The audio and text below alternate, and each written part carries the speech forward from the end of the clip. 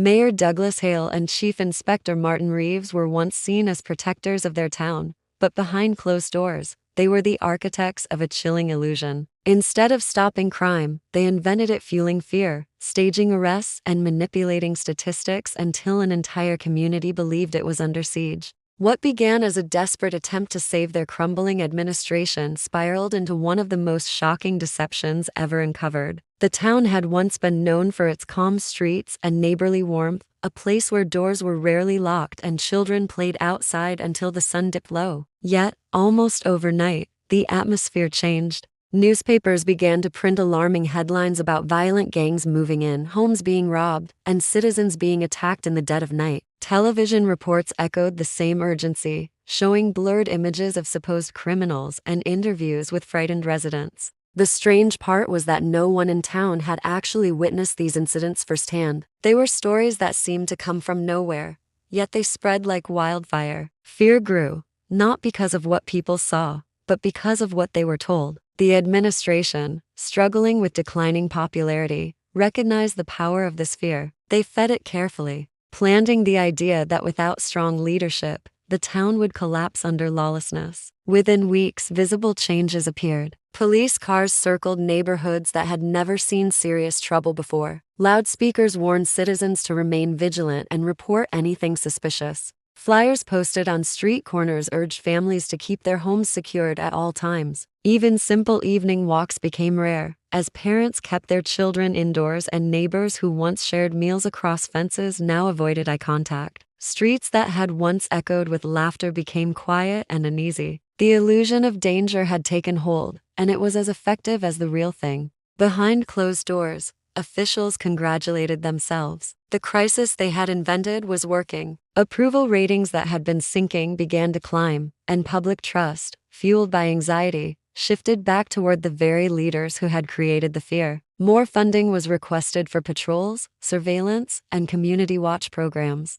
Budgets once dedicated to schools and healthcare were quietly redirected toward security measures that had little to confront but shadows. The public accepted these changes, convinced that extraordinary steps were necessary for their protection. In the span of a month, the town's identity had been rewritten. What was once a thriving, close-knit community now lived in a climate of dread. It was a transformation so complete that few paused to question its origin. Those who did were quickly dismissed as naive, told they were underestimating the severity of the problem. The more the people were told to be afraid, the more they believed it. And the more they believed it, the stronger the administration became. A false crisis had been born, and its grip was tightening with every passing day. The crime crisis was built not only on fear, but also on numbers that appeared undeniable. Every month, the administration released reports claiming that burglaries had doubled, assaults had risen sharply, and organized crime had spread across neighborhoods. Charts and graphs were displayed on large screens during press conferences, their sharp lines pointing upward in dramatic spikes. Officials spoke with authority, insisting the figures were pulled directly from police records.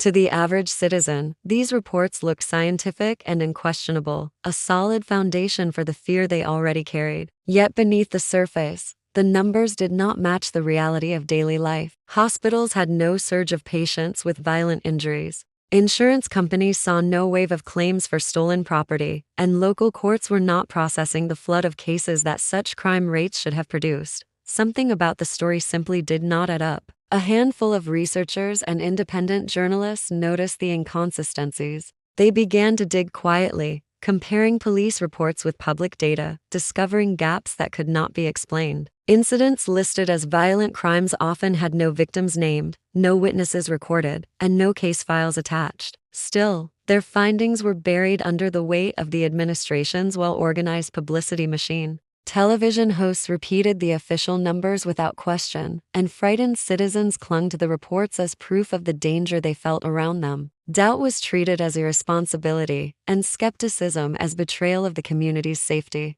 As fear deepened, the administration demanded more resources. Police patrols increased, and new surveillance cameras appeared on streetlights and storefronts. Curfews were introduced under the pretense of keeping citizens safe from imaginary threats. The more numbers were released, the more the measures seemed justified. Families who had never seen a crime firsthand now kept their homes locked tightly, convinced that criminals lurked just beyond their doors. Every sound at night became suspicious, every unfamiliar face a possible threat. Behind the illusion, the manipulation was deliberate. By inflating statistics, the administration controlled not only perception but also behavior. With the population convinced of a danger that did not exist, they accepted restrictions they might once have resisted. Fear had been transformed into obedience, and numbers were the silent weapon making it possible. In the end, the community had no way to tell where fact ended and fabrication began. And that was exactly how the administration intended it to stay. The next stage of the illusion demanded something more visible than numbers. Statistics could only hold public attention for so long before people wanted proof of the criminals supposedly terrorizing their town. To keep the fear alive, the administration began producing suspects. Patrol officers suddenly reported suspicious gatherings in quiet alleys,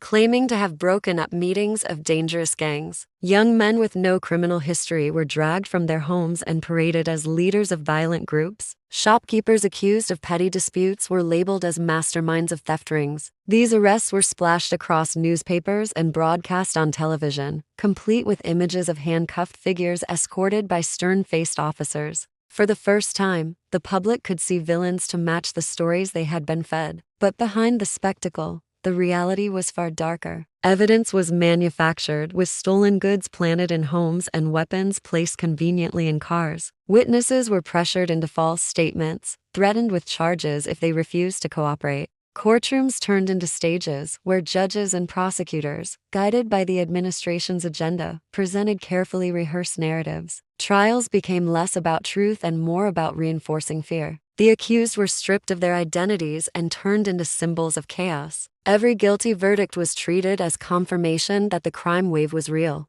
even though many of those convicted had done nothing more than live in the wrong place or anger the wrong official. Families suffered in silence, unable to fight against a system determined to frame their loved ones. Communities that once thrived on trust now became divided, each household wondering if their neighbor might secretly be part of the so-called criminal underworld. People who had lived together peacefully for decades looked at one another with suspicion. The illusion had not only created false criminals, but also destroyed the bonds that held the town together. As weeks passed, the spectacle grew. News programs showcased dramatic raids on small businesses and staged footage of police storming abandoned buildings. These operations rarely uncovered anything of value, but the images were powerful enough to maintain the illusion. For the administration, the formula was simple: invent the crime, invent the criminal, and then broadcast the punishment. It was a cycle that strengthened their grip on the population while silencing any voice that dared to question the truth.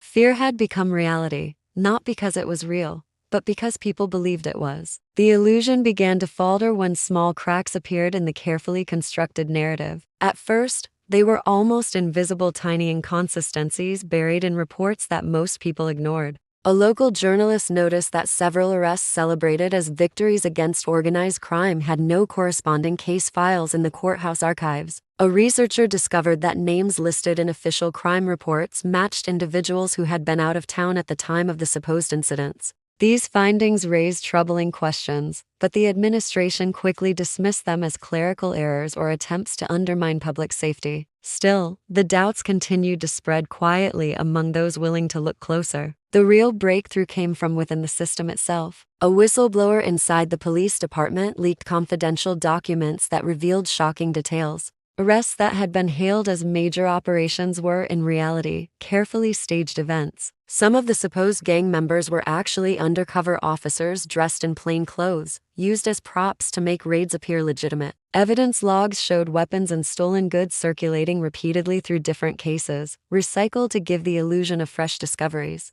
These revelations painted a disturbing picture of how far the administration was willing to go to maintain its story.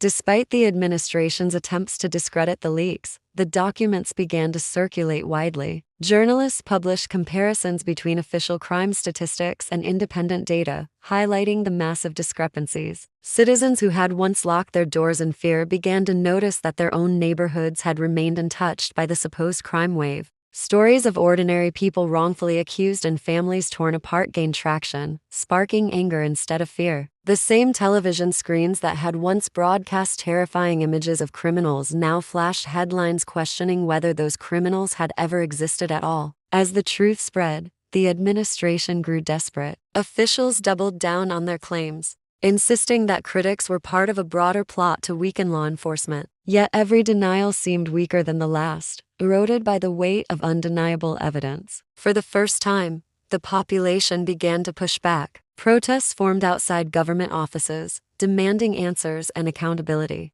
The fear that had once silenced the community was now transforming into defiance. The cracks in the illusion were no longer small. They had widened into fractures that threatened to collapse the entire structure of lies the administration had built. When the deception could no longer be contained, the downfall of the administration was swift and brutal. Investigators from outside the town arrived with mandates to uncover the truth, armed with documents, witness testimonies, and years of hidden grievances. What they found was staggering: a network of fabricated crime reports, manipulated statistics, staged arrests, and a propaganda machine that had gripped the town in fear for months. The very leaders who had promised safety had orchestrated a campaign of control built entirely on lies. The discovery ignited a storm of outrage. Citizens who had lived in terror finally saw that the enemy had never been gangs or shadowy criminals, it had been the officials they trusted. Trials began, but unlike the ones staged against innocent townspeople, these proceedings carried undeniable evidence. Leaked files showed signed authorizations for false arrests, memos encouraging inflated crime numbers, and financial records revealing how security budgets had been drained for personal profit. The courtroom was packed with residents eager to witness justice.